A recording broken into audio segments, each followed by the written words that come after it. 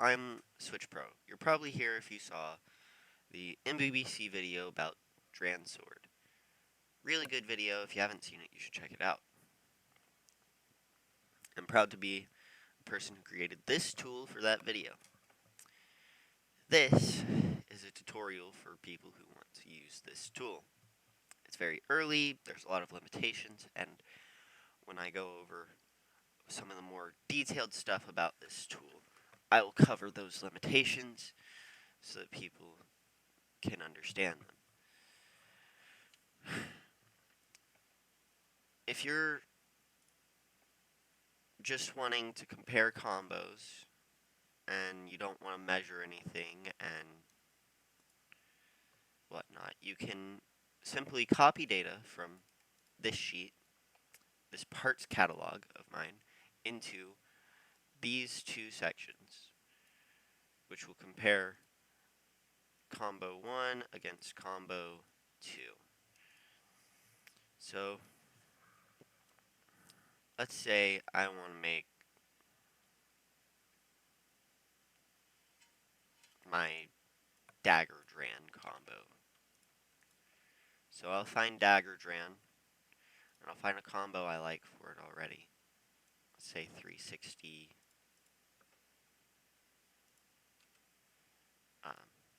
360 flat, it's a combo I like. And I can copy this over to here, and now I have a baseline set up. And let's say I want to optimize this for a higher attack power, and I want to change my ratchet. So I'll come to my ratchet list, and I'll find a different ratchet. Let's say 660. Should be a little heavier than 360. Apparently it's not. Let's say 760. It's confirmed to be heavier. So you put in your new part, and the plot will change, and the stats will change. Like in the MVPC video, the top half are some basic stats. You've got the mass, inertia, and friction, which are inputs of sorts, and simulated outputs of spin time, extreme dashes, and the normal speed of the bay before a dash occurs. So you can see that with this combo, I've made it almost, not quite, but almost 2% heavier and increased its inertia by just over 1%. But because it's 2% heavier and only 1% more inertia, it's 0.6% less. It has 0.66% less stamina.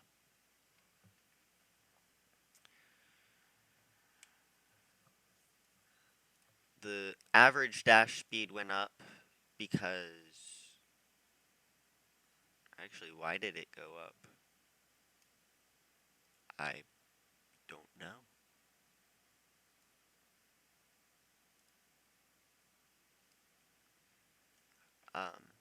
But it went up a very negligible amount, so it's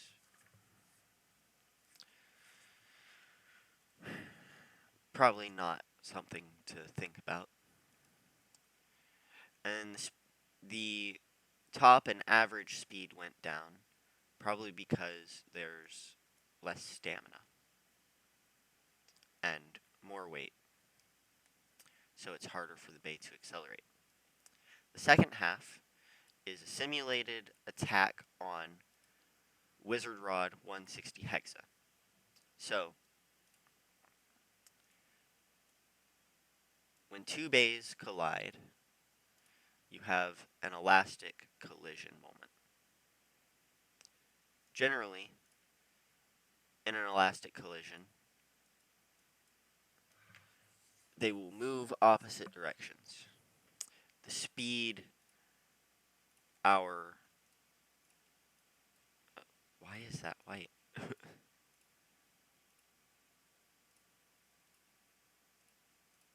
Speed our... oh my gosh. My custom pin is messed up. Let's just go with green. Rod is green at some point. Rod will be pushed away upon contact from a fast-moving, in our case, Drandaggr. And generally, the bay that hits it will either move with or move away. When the bay moves with, the recoil is negative, and when the bay moves away, the recoil is positive. So you can see that on our 360 combo, there's a much higher chance that it recoils away because it's closer to a positive value. But with our 760, it has a higher chance of going with. We want to reduce our recoil and increase our attack power. So it looks like our 760 flat, which all around has higher percentages of attack power and a lot less recoil, upwards of 400% less recoil. And sometimes it seems like the dash attacks have more power and the normal, you could say, barrage attacks have less, but the recoil overall is better. Now, say there's a bay that you have that isn't on my sheet. You can weigh and measure your blade, ratchet, and bit and put it in here. So I have a blade that I haven't measured yet, I believe. Yeah. I just recently bought myself a Red Hulk and Captain America dual pack from Walmart. So, I take my scale and my caliper, and I take a look at this chart here on the far left of the parts catalog.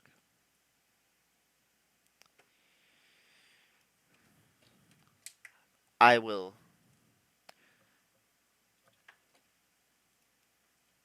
notice that I'll notice what I'm measuring, the outer diameter of the metal and the inner diameter of the metal.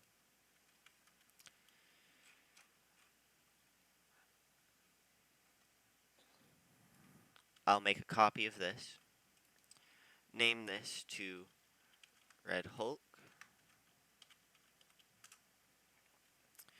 I will weigh my bay. My Red Hulk weighs 36.2 grams. So on the blade mass, I'll put 36.2. Looks like it's teeter-tottering between 2 and 3, so I can confidently say it's 2.5. And then I will take my bay and a caliper, a very accurate measuring device that can measure down to 0.05 millimeters of accuracy. And I will measure a few points along this bay. So, especially for unevenly shaped bays, you want to measure out a few points. So I have this method for doing averages. I'll put average, and then I'll write my measurements. So the short width is 47.3, and its long length,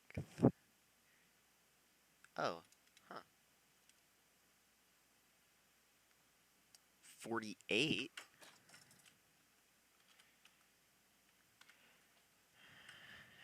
and at the tips, its shortest is 45.99.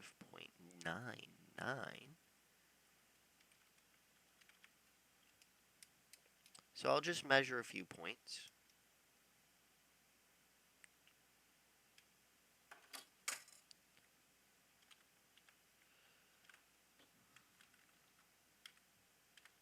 And input that into my average, and eventually I'll be given an output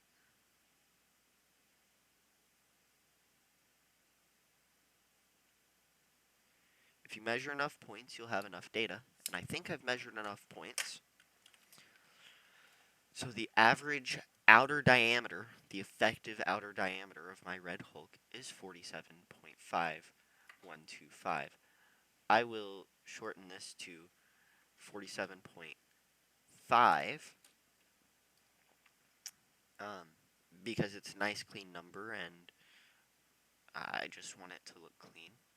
And then I'll do the same for the inner diameter of the metal using my caliper.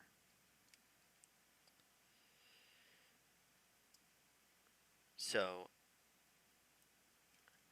I just measured this red line, and now I'm going to measure this orange line across several points along the blade. And it's color coded, so you can see here for the blade you have the red and orange lines. You have for the ratchet the green and blue lines, and for the bits you have the purple line and the yellow line. Now, I'll get further into the bits, but it's important that you just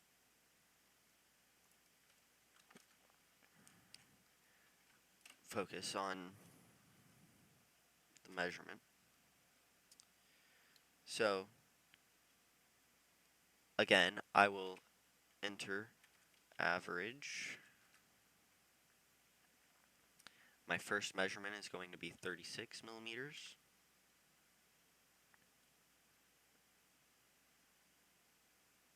My second measurement is going to be 31.75.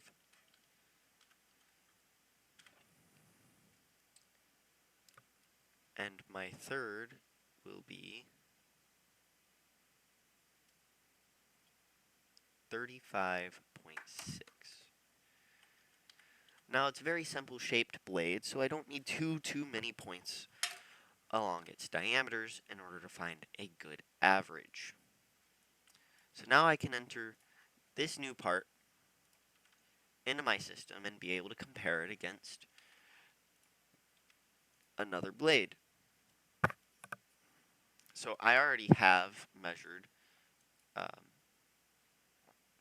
my 180 and the rush that has come with it. So now I can compare my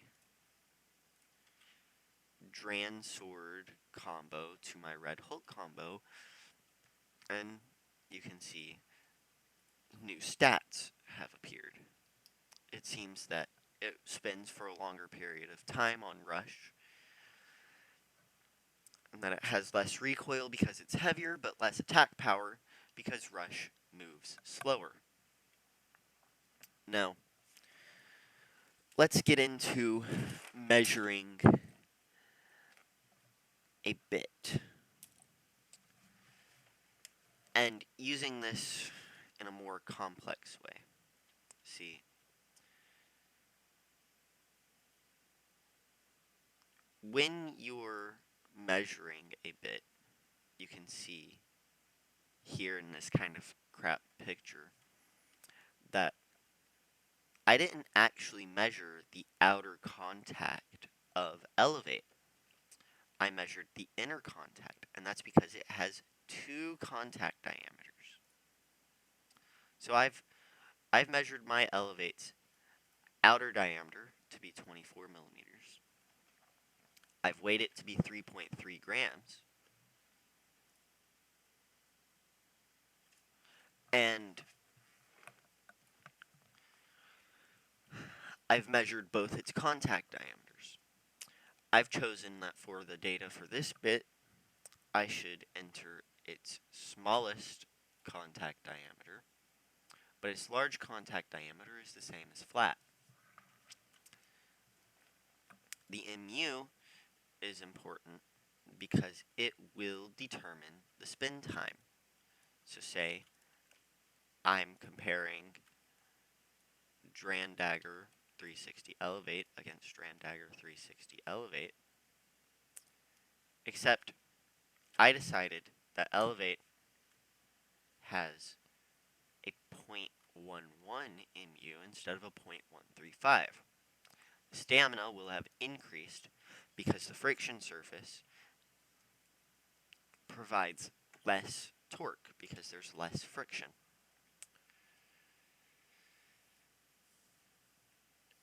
So one of the limitations of this simulation is that I don't have accurate mu data. If you have a bay pointer or some device that can measure your launch speed, because slow-mo isn't the most accurate, especially when using a crappy little phone like I have, you can enter your launch RPM, measure the spin time, and then while knowing the bit diameter, so generally for Elevate, you would assume that it's generally going to be spinning on its smaller diameter. So you'd enter in those values, and then you can work back with your known spin time and your known diameters and weights and etc. and find the actual mu of the bit. A few of the limitations that this has is that it can't account for tilt, it can't account for aerodynamics, and it's generally a really simplified model of what really happens. Rod isn't going to be standing completely still, so you might get more recoil than the data suggests here. Or one blade and ratchet might have more aerodynamic drag than another. So your spin time might be lower than the simulation says it would be. I've measured sometimes MUs between different blades on the same bit to be a range of 0.05 to 0.11. And that's because of the aerodynamics being initially baked in to the bit mu. So you do need to take a lot of the things in this with a bit of a grain of salt. But if you're trying to measure a bit mu and you don't have a bay pointer or a tachometer that you can just mount to your launcher, you can come to this tab where I have a few different launchers that I own measured in how many rotations they make before you finish accelerating. And you can enter in an amount of rotations and how long it takes you to pull. So say if you can record with slow-mo and it is fast enough to accurately measure this, you can estimate your launch RPM using it.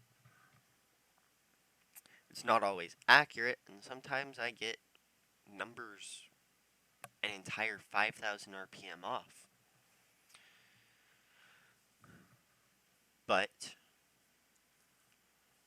it is something you can do if you really do want to measure the mu of a bit. Now, you may have looked down here and wondered, what is the CX maker? Well, it is a way for you to take a set of CX parts and turn them into one of these normal parts. So all these up here are BX and UX parts. it's really hard to do the same types of measurements for a CX part. So I've broken it down into the 3 parts of the blade. We have the lock chips, the main blades, and the assist blades. You can copy a lock chip into the lock chip, a main blade into the main blade, and an assist blade into the assist blade, and it will give you an output with an effective outer diameter and the same mass as the blade. So you would copy it, and then you can come over here, and you have to paste as special with values only. If you don't, it will copy the equations used over, and you'll get a bunch of crap. A few other things is that you can analyze your individual blades information over here, some basic information, like its component inertia, so the inertia of each part, the blade, ratchet, and bit, as well as the total inertia and the total friction, and the spin time, and the maximum speed.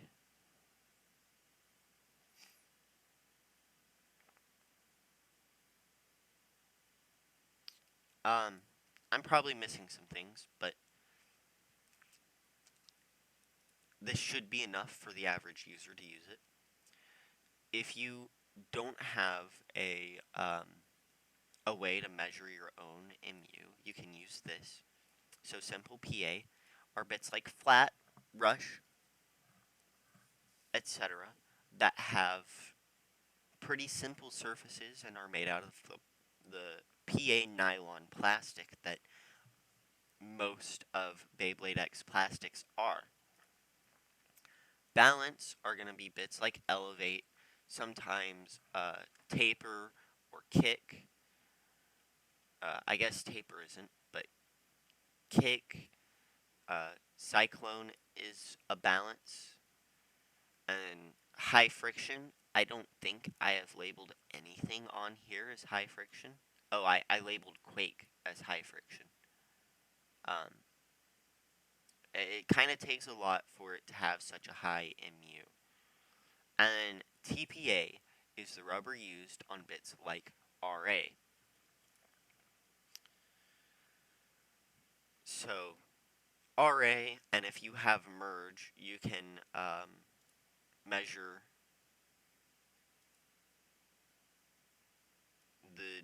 the inner diameter of merge and put a little note saying inner diameter MU of simple PA and outer diameter MU of TPA or whatnot. But then we have bits like level here, right? So I have level, and you can see that it says it has a 1.9 millimeter diameter, but that's just not true. It's a larger diameter than flat on its very outer. So I've measured its several layers, and say I want to compare the far outer layer to the middle layer. You can see that I can compare those two and see how much faster it'll accelerate when it's sitting on the outer layer of level versus when it's sitting on the middle. This kind of became a rant, but I think it should be enough for the average user to be able to utilize this in a meaningful way.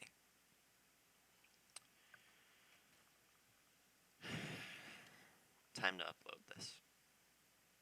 Peace.